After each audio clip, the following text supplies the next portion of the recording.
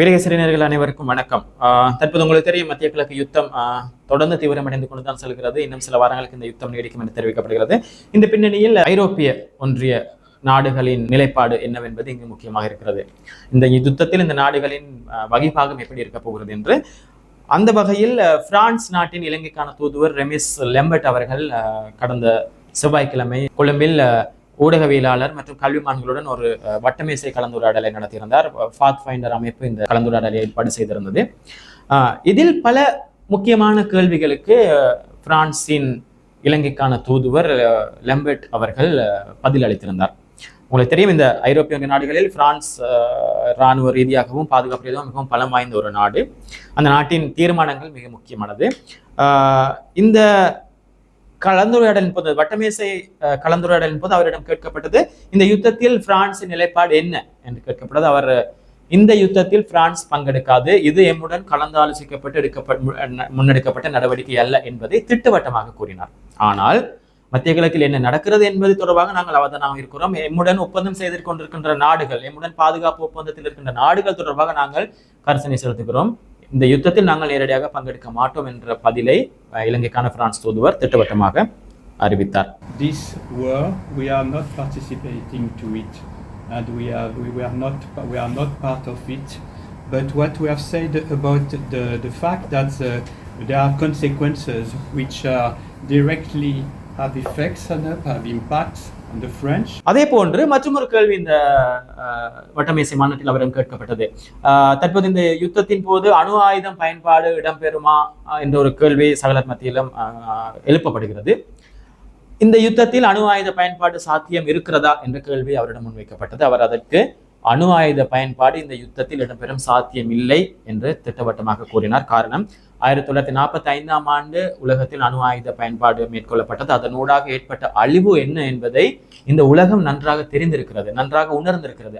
அதனால் மற்றொரு முறை அப்படி ஒரு அழிவுக்கு இந்த உலக நாடுகள் எந்த நாடுமே செல்லாது. எனவே அதற்கான சாத்தியம் இல்லை என்றவாறு அவர் பதிலளித்திருந்தார். அதே போன்று அணு ஆயுத தயாரிப்பு தொடர்பான விடயங்களில் மட்டுப்பாடுகளை செய்ய வேண்டும் போன்ற பல விடயங்களையும் அவர் மிக திட்டவட்டமாக அறிவித்தார். மற்றும் ஒரு அணு ஆயுத அழிவை இந்த உலகம் எதிர்கொள்ள முடியாது என்ற தொனியில் அவர் கருத்து வெளியிட்டிருந்தார். உங்களுக்கு தெரியும், 2வது உலகமாக யுத்தத்தின் போது அணு ஆயுத பயன்பாடு இடம்பெற்றது. ஜப்பானின் ஹிரோஷிமா நாகசாகி மீது இந்த தாக்குதல்கள் மேற்கொள்ளப்பட்டன. அதனூடாக எவ்வாறான அழிவுகள் உலகம் சந்தித்தது என்பது எல்லோருக்கும் தெரியும். எனவே அப்படி ஒன்று தாக்குதல் இந்த மத்திய கிழக்கு யுத்தத்தில் இடம்பெற்று வரக்கூடாது என்பதுதான் சகலரதும் பிரார்த்தனையாக இருக்கிறது. அதனையே பிரான்சின் இலங்கைக்கான தூதுவரும் மிக திட்டவட்டமாக குறிப்பிட்டார். அதே போன்று உங்களுக்கு தெரியும், இலங்கையின் சர்வதேச கடற்பரப்பில் பிரத்யேக பொருளாதார வலயத்தில் ஈரான் கப்பல் மீதான ஒரு தாக்குதல் நடத்தப்பட்டது. அதன் போது இலங்கை அதில் தலையிட்டு அந்த பாதிக்கப்பட்டவர்களை காப்பாற்றியது. மற்றும் ஒரு கப்பலை இலங்கை மீட்டெடுத்து இலங்கையில் உதவிகளை செய்தது. இந்த செயற்பாட்டை ஒரு சிறந்த செயற்பாடு என்று பிரான்சுக்கான இலங்கை தூதுவர் தெரிவித்தார். இலங்கையின் இந்த மனிதாபிமான சேவையை நாங்கள் பாராட்டுகிறோம், அதனை நாங்கள் வரவேற்கிறோம் என்று அவர் அந்த விடயத்தை வெளிப்படுத்தினார். ஒரு முக்கியமான இதாக. அதே போன்று இந்த மத்திய கிழக்கு யுத்தம் உடனடியாக நிறுத்தப்பட வேண்டும், பதற்றங்கள் தணியப்பட வேண்டும் என்பதுதான் பிரான்சின் நிலைப்பாடு என்பதையும் அவர் திட்டவட்டமாக கூறினார். அதாவது அவர் அந்த விடயத்துக்கு பதிலளிக்கும் போது, இலங்கையை போன்றே பிரான்சும் இந்த மத்திய கிழக்கு யுத்தத்தை உடனடியாக நிறுத்த வேண்டும், அந்த பதற்றம் தணிய வேண்டும் என்று வலியுறுத்துகிறோம் என்ற ஒரு கருத்தை அவர் வெளியிட்டிருந்தார். காரணம், இலங்கையும் இந்த மத்திய கிழக்கு யுத்தம் நிறுத்தப்பட வேண்டும், பேச்சுவார்த்தையூடாக பிரச்சனை தீர்க்கப்பட வேண்டும் என்ற விடயத்தை வெளிப்படுத்தியிருந்தது. அதனூடாக அவர் பிரான்சும் அந்த நிலைப்பாட்டிலே இருப்பதாக குறிப்பிட்டார். As for the use, now let's shift to the other part of the nuclear, which is nuclear deterrence and nuclear bombs. The use in case that's you, Robert. In case, I hope that we never, and that's a lesson of the international order that have been set in place after 1945, enter into this scenario. I think it's not. அதே போன்று Hormuz நீரிணை மூடப்பட்டமை தொடர்பாக France தூதுவரிடம் கேள்வி எழுப்பப்பட்டது. அதனை அவர் ஓமஸ் நீரிணை மூடப்பட்டதை ஏற்றுக்கொள்ள முடியாது. இது தொடர்பாக நாங்கள் எமது கரிசனையை செலுத்துகிறோம்.